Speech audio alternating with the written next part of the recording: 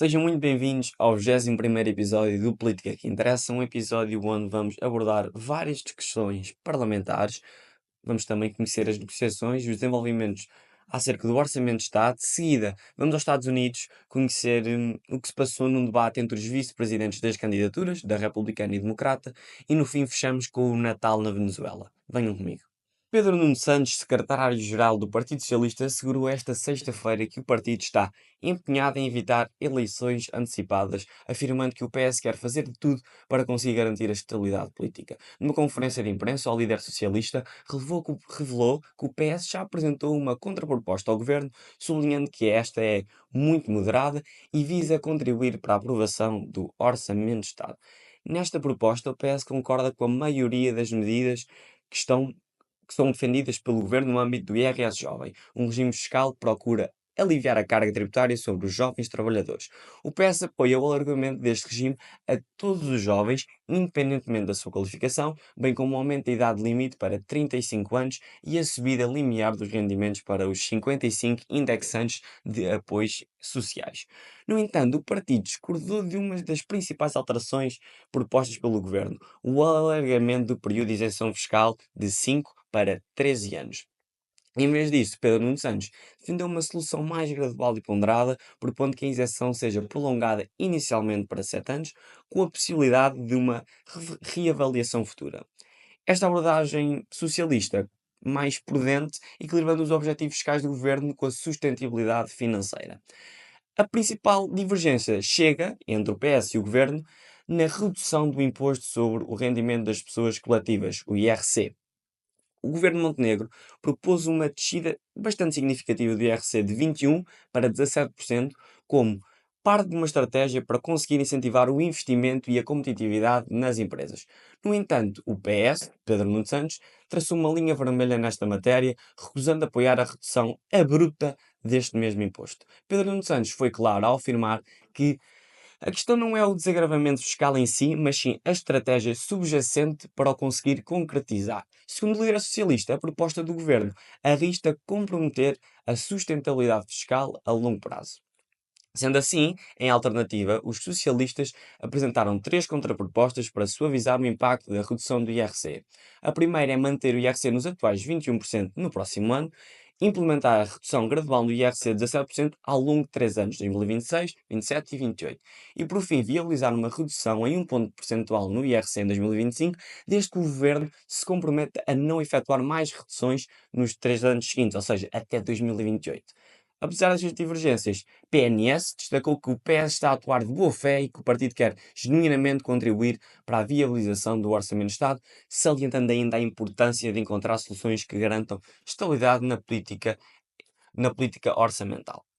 O secretário-geral socialista também sublinhou o papel do Presidente da República, Marcelo Rebelo de Sousa, na promoção de diálogo e de estabilidade, considerando natural que o chefe de Estado promova, passo a citar, todos os esforços para evitar uma crise política. No entanto, a resposta do governo a esta contraproposta socialista foi muito pouco encorajadora. De acordo com fontes citadas pela SIC, o executivo de Montenegro não deverá aceitar esta mesma proposta de Pedro Nuno Santos. O governo alega que o PS está a tentar condicionar não só o orçamento deste ano, mas também o dos próximos anos, sem garantir desde já a visualização deste atual documento. Com a aproximação do debate parlamentar acerca do orçamento, mantém-se a incógnita sobre o desfecho destas negociações e a possibilidade de eleições antecipadas continua a pairar no horizonte político português. Os direitos de saúde sexual e reprodutiva das mulheres voltaram ao debate na Assembleia da República a partir de uma proposta do Bloco de Esquerda. Entre as 13 discutidas, 9 foram aprovadas, enquanto 4 foram rejeitadas, com destaque para a criação de um regime de faltas justificadas para pessoas diagnosticadas com endometriose ou adenomiose. No entanto, o debate foi marcado por trocas de acusações e tensões políticas, como tem sido hábito na Assembleia da República, desviando assim a atenção do conteúdo central das propostas. A direita criticou o PS pela falta de ação nos últimos 8 anos, enquanto o PS acusou os partidos à esquerda de apoiarem os orçamentos socialistas sem pressionarem por melhorias no SNS. João Almeida, do CDS culpou o Bloco de Esquerda por aprovar os orçamentos do PS, enquanto o SNS falha em responder adequadamente aos problemas de saúde das mulheres. Por outro lado, Andreia Bernardo, do PSD, acusou o PS de não implementar as medidas aprovadas, destacando a falta de obstetras, no SNS. Situação que agravou, obviamente, o atendimento às mulheres. O debate foi protagonizado principalmente por deputadas mulheres, com Elsa Paes, do PS, a defender que o número de bebés nascidos em ambulâncias aumentou 5%, criticando o governo por não resolver os problemas na saúde em 60 dias, conforme prometido. Já a bancada do Chega, liderada por Rita Matias, tentou desviar este debate para uma linguagem inclusiva, criticando o uso do termo pessoas que menstruam em vez de mulheres. O Chega insistiu em substituir a palavra pessoa por mulher nas legislações e acusou o Bloco de andar a aderir a uma agenda woke e a uma ideologia de género. O Chega, com presença de André Ventura apenas nas votações, criticou a neutralidade de género e recebeu apoio do CDS, que considerou que a neutralização de género prejudica as mulheres. Apesar destas tentativas de desviar este assunto de debate, os restantes partidos focaram-se nas questões concretas. A deputada social-democrata Sandra Pereira defendeu que discussões sobre linguagem inclusiva dividem as mulheres e os portugueses e que o foco deve ser nas questões centrais. Ainda assim, houve uma troca de acusações entre o Bloco e o Chega sobre um comentário feito pelo ex-líder da Juventude que sugeriu que as mulheres não eram aptas para a política. Esta troca de argumentos manteve-se ao longo do debate sempre bastante aceso, mas conseguiram não desviar o curso das propostas aprovadas para a discussão em especialidade, que inclui medidas sobre os direitos da gravidez, parto, menopausa e saúde sexual e reprodutiva. Estas propostas, contudo, ainda poderão enfrentar obstáculos na fase na votação de especialidade e correm, obviamente, o risco de algumas não chegarem a ser sequer implementadas. O Parlamento rejeitou também esta sexta-feira a proposta de referendo do PAN para abolir as touradas em Portugal, bem como as duas outras propostas do PAN e do Bloco de Esquerda que visavam proibir a presença de menores de 16 anos em eventos tauromáquicos. O referendo foi recusado por partidos como Chega, CDS-PP, Iniciativa Liberal, PSD, PS e PCP, recebendo apenas o apoio do Bloco de Esquerda e do LIVRE, além das abstenções de 3 deputados socialistas. Durante este debate, o Presidente da Assembleia da República teve que intervir várias vezes para conseguir manter a ordem, com críticas vindas do PSD, Iniciativa Liberal e Chega. A líder do PAN, Inês de Sousa Real, defendeu que as touradas representam um gasto anual de cerca de 20 milhões de euros. Dinheiro que, no seu ver, deveria ser direcionado para outras áreas culturais. Já Gonçalo Valente, do PSD, refutou, destacando a tradição e a importância das touradas para as festividades em várias localidades. Já Isabel Mendes Lopes, do LIVRE, respondeu que é possível sim imaginar festas sem sofrimento animal. A iniciativa liberal questionou se o referendo não deveria ser realizado a nível municipal. O debate também incluiu uma intervenção polémica de Pedro Frazão, do Chega, que criticou o abate de animais em talhos islâmicos, gerando acusações de islamofobia. Por parte do PS, o PAN apresentou mais ainda duas propostas para a criação de um plano nacional de resgate animal e a inclusão de resgate animal nos planos de proteção civil. Neste mesmo dia foi revelado também, peço desculpa, que 562 pessoas foram condenadas em Portugal nos últimos 8 anos por maus tratos a animais de companhia.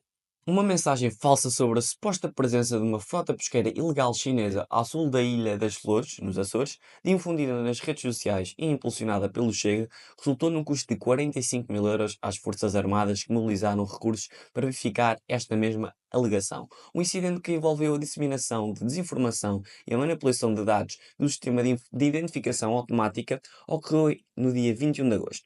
O deputado regional do Chega, nos Açores, José Paulo Sousa, partilhou num post das redes sociais com o grafismo do partido, alertando para uma situação que o mesmo declarou alarmante de 15 embarcações chinesas a operar na zona económica exclusiva portuguesa. O deputado questionava a gestão e a soberania dos recursos marítimos de Portugal. E após o alerta, as Forças Armadas iniciaram uma operação de verificação que envolveu a análise de dados e a mobilização de vários meios. O Ministério da Defesa Nacional informou que essa operação teve um custo total de 45 mil, dos quais 315 foram atribuídos à Marinha, enquanto a Força Aérea foi responsável pelo resto, a maior parte desta grande despesa. Uma aeronave P-3 foi ativada realizando uma missão de 7 horas e percorrendo cerca de 1.750 milhas náuticas a um custo de 6,4 mil horas por voo. Além do Chega, o pânico em torno da falsa invasão foi alimentado por outros meios. A agência Lusa recebeu um alerta por e-mail de um residente das Flores que denunciava uma suposta frota pesqueira chinesa a operar ilegalmente nas águas sob jurisdição portuguesa. Apesar de todos estes alertas, a operação não identificou qualquer frota pesqueira ilegal chinesa nesta mesma área, confirmando-se que se tratava de um caso de pura desinformação. Este incidente destaca os perigos da disseminação de desinformação nas redes sociais, especialmente quando associamos estas notícias a figuras políticas e a instituições. O custo financeiro e o desperdício de recursos são, obviamente, uma consequência direta destas mesmas ações que não só afetam o erário público, mas também comprometem a confiança nas instituições responsáveis pela proteção e monitorização dos recursos marítimos de Portugal. Os bombeiros chapadores estão em protesto devido ao subsídio de risco que permanece em 7 € desde 2002. Este subsídio, que deveria recompensar o risco enfrentado diariamente, não foi revisto há mais de 2 décadas e as condições de bombeiros chapadores têm-se agravado, culminando numa manifestação que se fez sentir esta semana em Lisboa. Esta marcha contou com a participação de dezenas de bombeiros que expressaram a sua insatisfação em relação à falta de progressão nas suas carreiras e à estagnação salarial, enquanto as responsabilidades caem sobre as câmaras municipais que pagam os salários, apesar destas mesmas regras serem impostas pelo governo. O Sindicato Nacional dos Bombeiros Chapadores, criado em 2019, foi o organizador do protesto, exigindo uma revisão das carreiras, incluindo ajustes salariais retroativos a janeiro de 2023. Segundo Ricardo Cunha, presidente deste sindicato, os bombeiros enfrentam uma década sem progressão e os chapadores querem ver as suas condições salariais melhoradas para refletir o aumento da inflação. A revolta dos quartéis é evidente, especialmente entre os que não conseguiram uma autorização dos comandos para conseguirem participar nesta grande manifestação, como afirmou um sapador de Braga. O sistema de bombeiros em Portugal é complexo, com 468 corporações no total, incluindo 25 exclusivamente de sapadores e 435 ligadas a associações humanitárias.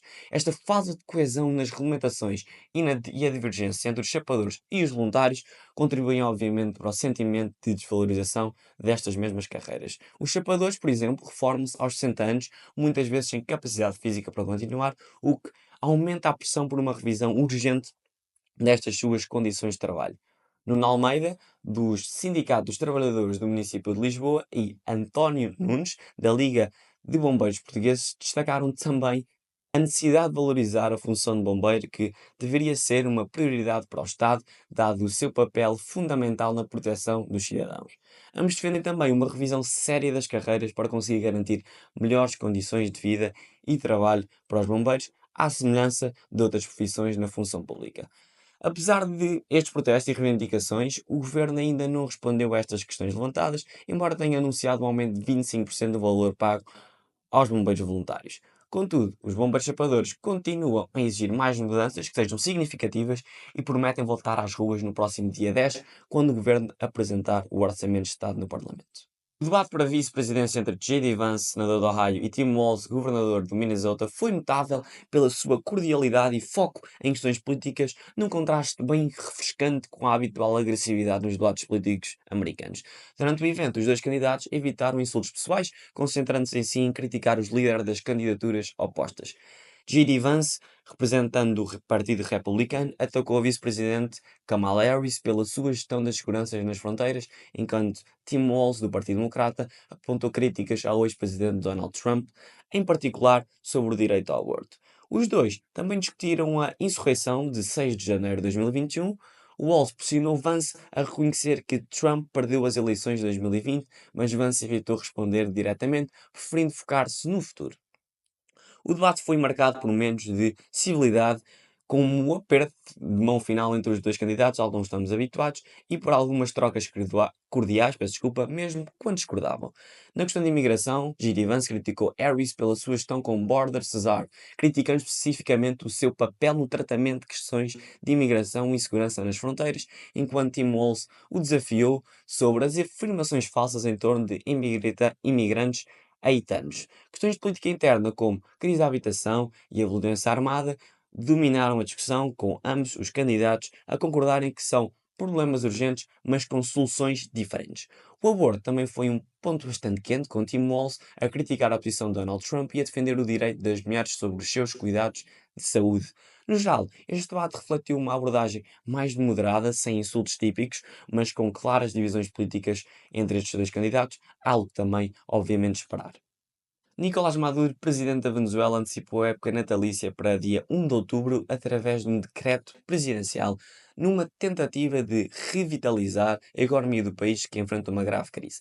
Apesar das ruas estarem decoradas com luzes e enfeites festivos, o espírito natalício parece não ter conseguido tocar a população que enfrenta dificuldades financeiras extremas. Dezenas de reformados manifestaram-se em frente à sede da ONU na Venezuela, pedindo a intervenção deste órgão junto do governo venezuelano. Urimar Capote, uma advogada de 62 anos e representante do Comitê da Defesa dos Reformados e Pensionistas, declarou à agência France Presse que a sua reforma, recebida há cerca de 2 anos, é de apenas 3,50 dólares mensais, equivalente a cerca de 3,16 euros. Questionando a viabilidade de viver com tal quantia, Capote destacou que o cabaz alimentar básico na Venezuela já ultrapassa os 500 dólares, cerca de 451 euros. O Natal acabou há alguns anos, lamentou Eduardo Martínez, um professor de 71 anos, que criticou também o decreto de Maduro, referindo que se trata de uma piada miserável. O mesmo questionou também: não temos dinheiro nem para comprar leite e vamos ter capacidade para comprar coisas para este Natal? Enquanto isso, Maduro continua a insistir que esta precariedade salarial é resultado das sanções impostas pelos Estados Unidos da América. Contudo, os analistas atribuem esta crise aos anos de políticas económicas mal direcionadas que devastaram a moeda local e levaram o país a uma recessão profunda. Apesar de dificuldades, imagens compartilhadas nas redes sociais e por agências como a Reuters mostraram as ruas de Caracas enfeitadas e a venda de presépios e árvores de Natal é um exemplo disso. Em alguns casos, a mercadoria natalina mistura-se com produtos de Halloween, uma festividade que ganhou popularidade na Venezuela. Vamos agora falar sobre a agenda parlamentar. Na próxima semana, as sessões plenárias regressam na quarta-feira, com a fixação da ordem do dia pertencente ao Partido Comunista Português. Já na quinta-feira, teremos uma interpelação ao Governo, pedida pelo LIVRE, acerca do Passe Ferroviário Nacional e investimentos na ferrovia em Portugal. Chegamos assim ao fim de mais um episódio de Política que Interessa, o 21º. Podem-me seguir na minha página do Instagram e relembrar que este mesmo programa está disponível em podcast nestas plataformas habituais. Muito obrigado por estarem desse lado. Na próxima semana voltamos a encontrar à mesma hora. Obrigado e até lá.